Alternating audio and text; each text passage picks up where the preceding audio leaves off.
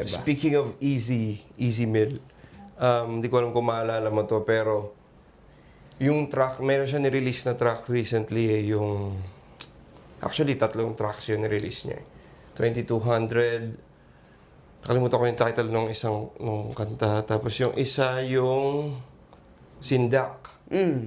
Yung Sindak, pinarinig niya sa akin yun nung nag-guest siya sa Break It Down. At sabi niya, parang diss track niya yun sa'yo. Tapos sabi niya, narinig daw mismo ni Eminem yun.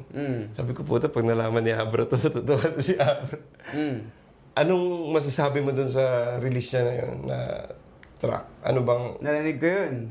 Pakinggan ko isang beses. Ano masasabi mo dun? Para sa akin ba yun? Hindi ko alam kung para sa akin yun. Sabi niya sa akin eh. Yun nga, parang... Pinarinig niya sabi niya ito, narinig to ni Boss M. Pinarinig ko to kay Boss M. Tapos, narinig niya sa akin. Astig, pero hindi ko alam kung para... Nung narinig ko siya, parang hindi ko alam kung parang tumatama sa akin. So, ewan ko, meron bang ano doon? Nakita ko rin eh. May nagsasabi, dinidis niya si Andrew A. Maraming nagsasabi, tapos hindi naman daw kasi parang hari ng hip-hop. Hari ng hip-hop. Oo nga, parang ganun yung hook, di ba? Tapos parang mayroon siyang caption na parang ano niya yung to every rapper. Pero, like personally, sinabi niya sa akin ito. All the rappers. Anong tingin mo na na next chapter ng saga ng Abra versus Easy Mill? Ako, ano lang ako. Hanggang wax lang ba to? O hanggang wax lang ba to? Hanggang records lang ba to? Or may kita ba na ito mag-spill over sa live battle rap? Hindi naman tumakbo sa isip ko. Pero lahat naman posible. Ang ganda nun, no? Isip mo, Easy Mill versus Abra. Ilan kayang views yun? Tsaka feeling ko si Easy Mill sa ano niya, game yun eh. Kung walang, di ba, kung isipin niya kung, kailangan ko ng promo for my album, maghahanap siya ng feeling ko. Tingin mo kung mangyayari yun, bra.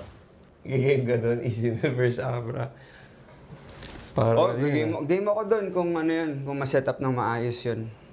Kung basta tama yung tama yung lugar, tama yung oras. Lugar at oras, tapos yung tama yung presyo. Presyo at proseso. Eto, saan ka mas may excite? Hindi naman ako talaga sa presyo, pero kasama yun. Depende rin eh. Pero kung ganito para lang fair. Siyempre, dati, pwede mo sabihin na hindi ka para sa, dahil wala namang pwede mong exploit. Kasi may ginagawa rin ako eh. Kasi may ibang mag-exploit pag hindi mo inano yung part na yan eh. Diba? So, mas gusto mo ba iba yung makinabang nung pinaghirapan mo, diba? Anyway, yun. So, yun, gusto ko lang i-check mentally kasi maraming,